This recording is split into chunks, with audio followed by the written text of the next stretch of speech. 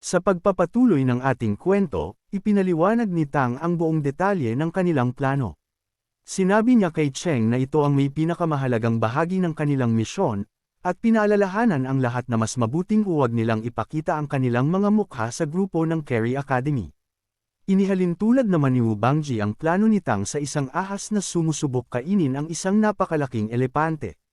Ngumiti si Tang at sinabi kay Wu Bangji na ang kapalaran ay nakukuha sa pamamagitan ng pagharap sa panganib. Binal-ika niya si Cheng at ipinaalala na ito ang magiging core ng kanilang operasyon, kaya tinanong niya kung may nais pa itong linawin. Sumagot si Cheng na alam niyang hindi siya ganoon kalakas, ngunit malaki ang tiwala niya sa bilis ng kanyang paglipad. Isa pa, naroon din naman si Mayor Zhang na nakabantay sa kanila. Pagkatapos ng diskusyon, pinangalanan ni Tang ang kanilang operasyon na Drive the Tiger and Swallow the Wolf. Samantala, sa kinaroroonan ng grupo mula sa Carey Academy, binalaan ni Song Junho ang kanyang mga kasama na mag-ingat dahil papasok na sila sa teritoryo ng Winged Tiger. Tumango ang matabang estudyante at sinabing nauunawaan nila. Nabaling ang tingin ni Song Junho kay Xiao Wu, napansin niyang tila lumayo ang loob nito sa kanila mula nang nangyari ang insidente kagabi. Naisip niyang kailangan niyang mabawi ang tiwala nito. Ilang sandali pa, dumating ang isa sa kanilang kasamahan at iniulat na nakita na nito ang kinaroroonan ng Winged Tiger.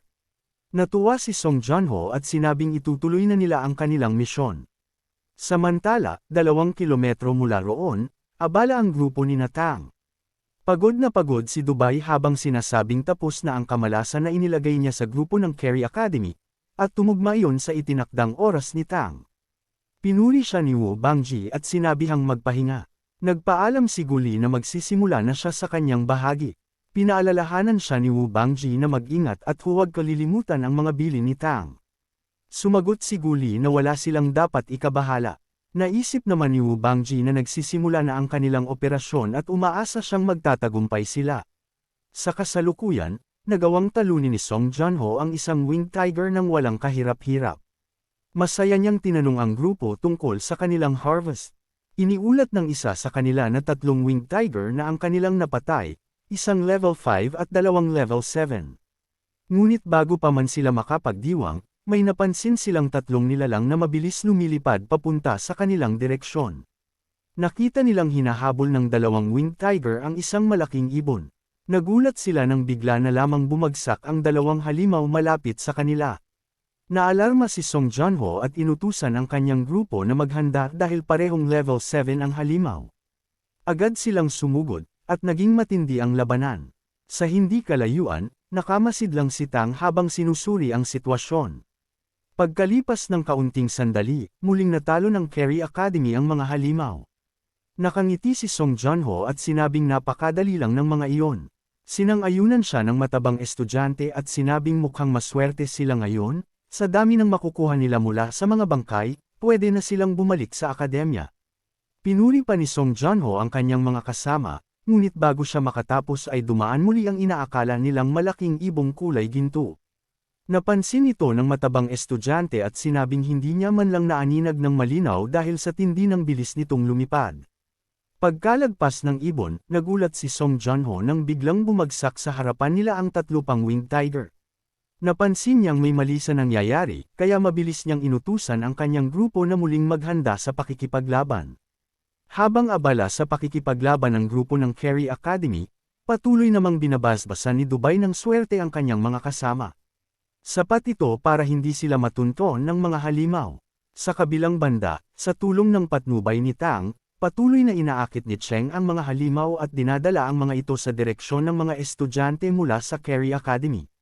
Si Guli naman ang dahilan kung bakit biglang bumabagsak ang mga Winged Tiger sa gitna ng kanilang paglipad, habang ang halos hindi makita na Ice Needles ni Wu Bangji ang siyang gumagabay sa mga halimaw upang atakihin ang mga estudyante ng Carey Academy.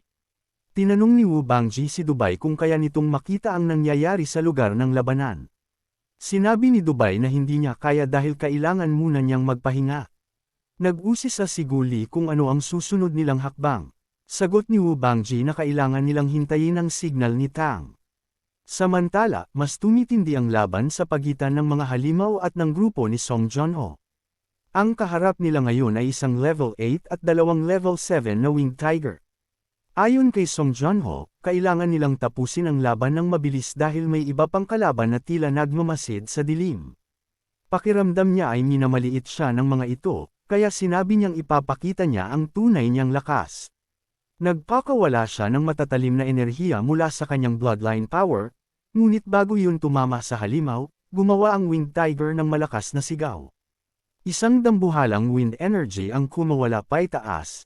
Alam ni Song Joon-ho na isa itong malinaw na signal para humingi ng karagdagang tulong. Mula sa malayo, nakikita ni Tang ang lahat. Masaya siya dahil umaayon ang daloy ng mga pangyayari sa kanilang plano. Nagpasalamat siya kay Cheng at sinabi rito na tapos na ang misyon nito. Inutusan niya itong bumalik sa grupo ni Wu Bangji at maghanda para sa pagsundo sa kanya mamaya. Kumuha si Tang ng palaso at itinusok ito sa sariling daliri. Mula sa kanyang dugo ay bumuo siya ng umiikot na bowl ang enerhiya. Ngumiti siya, iniisip na ang susi sa kanilang tagumpay ay ang patak ng dugo. Itinira niya ito sa direksyon ni Song Joon-ho. Nang makarating, tahimik na pumatak ang dugo sa iba't ibang bahagi ng katawan ng estudyante.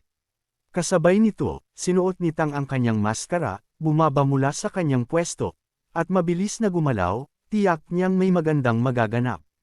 Lalong tumitindi ang laban sa pagitan nina Song Joon-ho at ng mga halimaw. Naglabas siya ng naglalagablab at napakalakas na enerhiya, binalot ang halimaw, at determinado itong patayin. Ayon sa kanya, kaya niya itong tapusin ngunit ayaw niyang masira ang balahibo dahil mawawala ang halaga nito. Sa gitna ng kanyang pag-atake, bigla siyang nakaramdam ng kakaibang puwersa. Isang napakabigat na pressure ang bumalot sa buong kagubatan, tila nagbabanta ng bagong panganib. Naramdaman din ito ni Tang. Alam na niya na may maaakit na makapangyarihang nilalang sa ginawa niya. Samantala, hindi na itinuloy ng mga estudyante ng Carey Academy ang pakikipaglaban sa dalawang level 7 na Winged Tiger. Sa halip, nagmadali silang tumakas. Ngunit sa likuran nila ay may napakalaking panganib na papalapit.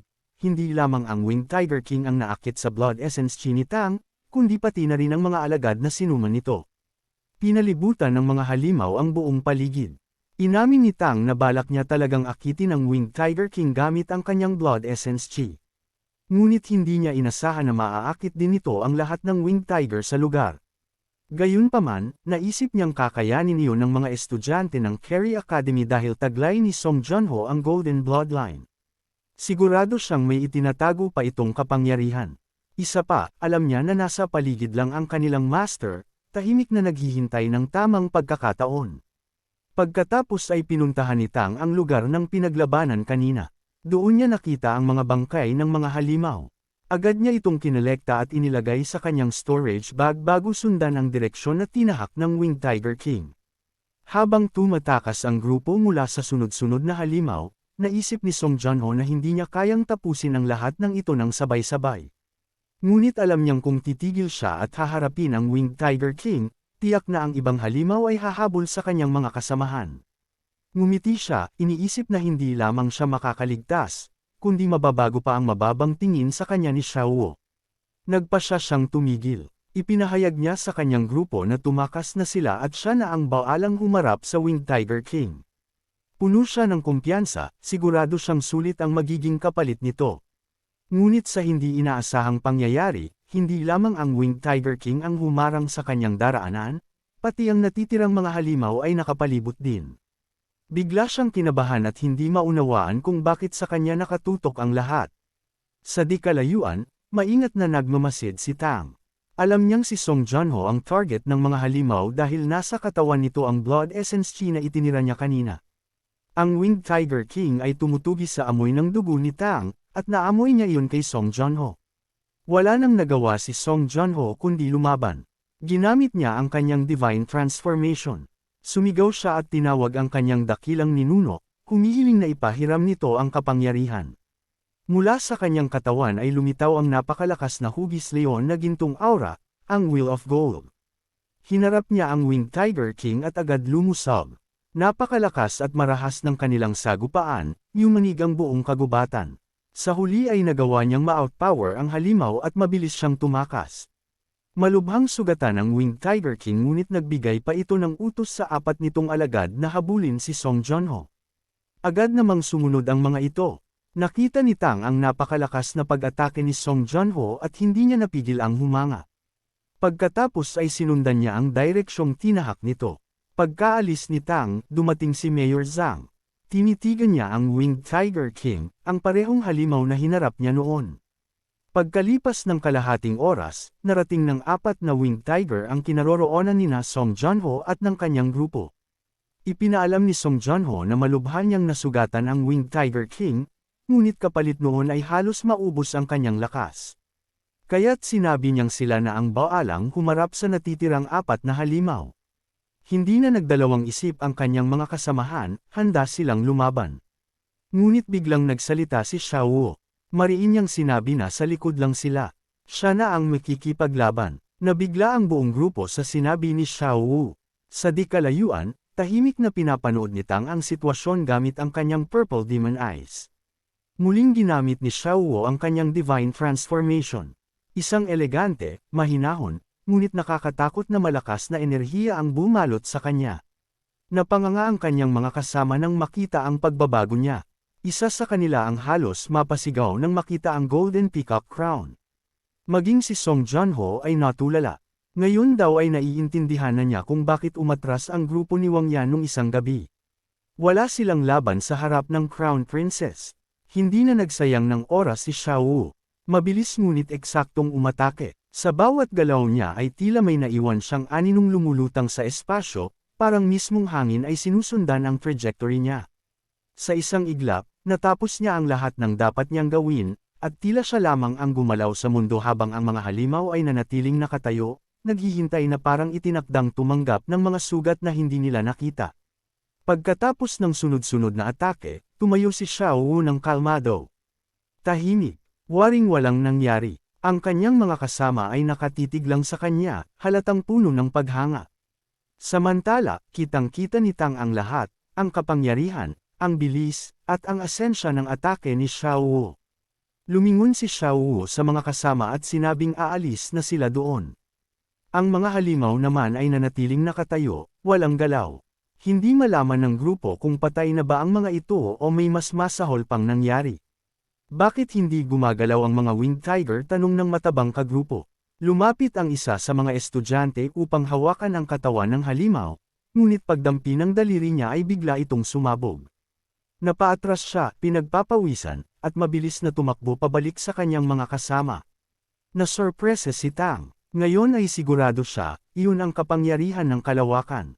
Ginamit ni Xiao Wu ang mga punit na espasyo at hinulma ito bilang matatalas na sandata, hindi pisikal, hindi elemental, kundi mismong puwersa ng space. At doon niya napagtanto ang tunay na antas ng level 1 bloodline sa mundong ito. Inamin ni Tang sa sarili na ang orihinal niyang plano sa misyon ay protektahan si Xiao Wu. Ngunit hindi pala niya inaasahan na ganito ito kalakas. At malinaw na hindi nito kailangan ng proteksyon niya. Lumapit si Tang sa isa sa mga Winged Tiger at napansin ang kakaibang marka, ang peacock plume pattern ng atake ni Xiao Wu. Sinubukan niyang suriin, ngunit paglapit ng kanyang kamay, sumabog ulit ang katawan ng halimaw. Doon niya lubusang naunawaan, napakaraming space force ang naiwan sa loob ng bawat katawan. At mas nakakagulat pa, kung gugustuhin ni Xiao Wu, maaari rin niyang ibalik ang mga ito sa dati. Ganoon kapino, ganoon kapulido ang kontrol niya sa espasyo. Ngunit habang nag-iisip si Tang, bigla na lamang lumitaw si Xiao Wu sa kanyang likuran, tahimik, walang babala. Tinitigan niya si Tang, at sa malamig ngunit malinaw na tinig, inusisa niya si Tang kung sino siya. Lumingon si Tang at nagkaharap silang dalawa. Hindi siya nakilala ni Xiao Wu dahil iba ang suot niyang maskara, kaya agad siyang tinanong nito kung siya ang may kagagawan ng lahat ng nangyari kanina. Bilang tugon, ipinakita ni Tang ang marka ng organisasyon sa kanyang kamay at hiniling kay Xiao Wu na huwag nang ipagpatuloy ang pag-atake dahil pareho silang tao. Nagulat si Xiao Wu nang makita ang kulay kahel na marka. Muli siyang nagtanong, ngayon ay mas mabigat ang tono, siya nga ba ang nagplano ng lahat at kung sinadya niya ba iyon? Ipinaliwanag ni Tang ang dahilan sa likod ng ginawa niya, ngunit tumigas ang tingin ni Xiao Wu, malamig at puno ng pagdududa. Tila handa na siyang tapusin si Tang, kaya nagtanong pa siya kung kilala ba siya nito. Hindi pa nakakilos si Tang at bigla siyang inatake. Agad niyang ginamit ang Leopard Flash para iwasan ang mga matatalim na enerhiya na halos pumutol sa espasyo. Kita niya sa mukha ni Xiao Wu ang matinding hangad na patayin siya. Doon niya napagtanto na mali ang ginawa niya, ang simpleng pagpapakita ng marka ay nagbigay kay Xiao Wu ng impresyon na alam ni Tang ang sekretong hindi dapat nalalaman ng mga mabababang ranggo. Sunod-sunod ang pag-atake ni Xiao Wu, mabilis, malinis, at walang pagdadalawang isip. Wala man lang pagkakataon si Tang na makapagpaliwanag. Habang hirap na hirap siyang umiwas, naisip niyang hindi siya tatagal kung ganito ang lakas ng kalaban, kaya sinubukan niyang gamitin ang Divine Sense. Ngunit bago pa man niya matapos, biglang dumating si Mayor Zhang at agad na nakiusap kay Xiao Wu na magpakita ng awa, patunay na si Tang ay isa ring kasapi at maging disipulo niya. Napahinto si Xiao Wu at seryosong tinanong si Mayor Zhang kung bakit alam ni Tang ang sikreto niyang pagkatao. Napabuntong hininga si Mayor Zhang at inamin na kasalanan niya ang lahat, handa niyang tanggapin ang anumang parusang ipapataw ng organisasyon. Pagkatapos, ipinakilala niya si Tang bilang kanyang disipulo at ipinaalala kay Xiao Wu na nagkita na sila sa Carry Academy. Nagulat si Xiao Wu at nagtanong kung pumapasok din si Tang sa naturang akademya. Inutusan naman ni Mayor Zhang si Tang na tanggalin ang maskara. Pagkahubad niya, sandaling natigilan si Xiao Wu nang makita ang kanyang mukha. Ngumiti si Tang, ngunit tumalikod si Xiao Wu at hindi na nagsalita pa. Sunod niyang nilapitan ang Winged Tiger, binawi ang kapangyarihan, at agad na bumagsak ang halimaw, humihinga pa ngunit walang malay. Ipinasok niya ito sa storage bag, saka nagpahayag ng huling babala kay Mayor Zhang, ngayon lang daw niya palalampasan ang pagkakamali nito. Nang makaalis si Xiao Wu, agad na binatukan ni Mayor Zhang si Tang, galit at nag-aalala. Sinabihan niya itong naghahanap ng kamatayan dahil sa padalos-dalos na pagpapakita ng marka. Ipinaliwanag niya na kahit ang guru na si Siru ay walang alam tungkol kay Xiao Wu, siya lang ang nakakaalam sa buong Carry City. Sumagot si Tang na pakinggan muna siya. Kung hindi raw niya ginawa iyon, papatayin pa rin daw siya ni Xiao Wu. Napabuntong hininga si Mayor Zhang at pinaalalahanan siyang sa susunod ay kailangang mag-ingat lalo sa harap ni Xiao Wu dahil napakahalaga nito sa kanilang organisasyon. Iniba ni Tang ang usapan at tinanong kung nasa kanya ang bangkay ng Winged Tiger King. Isa na namang batok ang tinanggap niya habang mariing paalala ni Mayor Zhang na hindi maganda kung masyado siyang maraming nalalaman. Pagkatapos ng insidente, inipon ni Mayor Zhang ang lahat ng estudyante at sinamahan pa uwi sa Redemption Academy. Pagdating nila, pinayagan niya si Tang na i-absorb ang bloodline ng Winged Tiger King. Nang matapos si Tang, nagulat siya. Umabot na sa tuktok ng level 6 ang kanyang Mysterious Heaven skill. Samantala, sa Carry Academy, tinawag ni Song Junho si Xiao Wu upang ipaalam na sa kanya mapupunta ang lahat ng nakolektang halimaw. Ngunit malamig ang naging tugon ni Xiao Wu. Kukunin lang daw niya ang level 8 Winged Tiger at bahala na sila sa iba. Naiwan na tulala si Song Junho, parang sinampal ng realidad habang iniisip kung anong nagawa niya laban sa nag-iisang prinsesa ng Peacock Race. Nagtanong ang matabang kasama nila kung ano ang susunod nilang gagawin. Wala nang nagawa si Song Junho kundi sabihing makinig na lang sila kay Xiao Wu, mula ngayon, siya na ang magiging captain ng kanilang grupo. Sa kabundukan ng Redemption Academy, nag-uusap sina Tang at Dubai. Masiglang ibinahagi ni Dubai na parang humusay ang kanyang divine force, lalo na mula nang turuan siya ni Tang ng pag-cultivate gamit ang Purple Demon Eyes. Ipinaliwanag ni Tang na dahil iyon sa magandang tugma ng Eye of Heavenly Fox ni Dubai sa kanyang teknik. Pinayuhan niya si Dubai na kung ipagpapatuloy nito ang pagpalakas ng divine force, hindi magiging problema ang pag-abot sa level 6. Ngunit mahirap daw ang pag-akyat mula level 6 patungo sa level 7. Determinado naman si Dubai na abutin iyon, ngunit sinabi ni Tang na dapat muna niyang pagtuunan ang pag-abot sa level 6. Pagkaraan nito, nagpaalam si Tang na pupunta siya sa Carry Academy para maglinis. Nagtanong si Dubai kung hindi ba nasasayang ang oras niya sa pagwawalis doon, ngunit ngumiti lang si Tang, hindi niya raw maintindihan ang tunay na dahilan. Pagkatapos, humingi pa siya ng basbas ng swerte kay Dubai bago umalis. Pagdating sa Carry Academy, agad siyang nagsimula sa trabaho. Samantala, si Xiao Wu, hindi niya maiwasang balikan ang nangyari sa laban nila ni Tang. Alam niyang halos napatay na niya ito, naipasok niya ang kapangyarihan niya sa katawan nito. Ngunit may malakas at mahiwagang pakiramdam na pumihil sa kanya, parang may malaking mangyayari kung mamatay si Tang. Napansin din niyang kakaiba ang tingin ni Tang sa kanya. Maya-maya, mula sa bintana ng kanyang silid, natanong niya si Tang na nagwawalis. Isang di maipaliwanag na paghila ang bigla niyang naramdaman, parang gusto niya itong makita. Habang naglilinis si Tang, narinig niya ang mga yapak na papalapit. Paglingon niya, si Xiao Wu ang nakita niya. Tinanong siya nito kung bakit siya nagwawalis sa akademya. Sagot niya ay sekreto, kahit sa isip niya ay malinaw. Nandoon siya para makita si Xiao Wu. Nais malaman ni Xiao Wu ang totoong dahilan. Sabi ni Tang, kung ganoon, sasabihin niya. Ngunit tinawag siyang walang prinsipyo ni Xiao Wu, kaya binawi ni Tang at sinabing hindi niya sasabihin. Sa huli, nagbigay siya ng dahilan, mas mayabong ang spiritual chi ng Carry Academy, kaya mas angkop doon mag-cultivate. Sinabi ni Xiao Wu na kalimutan niya ang lahat ng sinabi nito kanina, at mula ngayon ay Sister Mei ang itawag niya rito. Biglang bumalik sa alaala ni Tang ang nakaraan niyang buhay, ganito rin ang sinabi ni Xiao Wu noong una silang nagkakilala. Hindi niya napigilan ang sarili. Yinakap niya si Xiao Wu. Maraming salamat sa panunood. Kung nagustuhan mo ang video na ito, huwag kalimutang i-like, mag-subscribe, at i-share sa mga kaibigan mo. I-click na rin ang notification bell para lagi kang updated sa mga susunod nating kwento. Hanggang sa muli, kita-kits sa susunod na kabanata.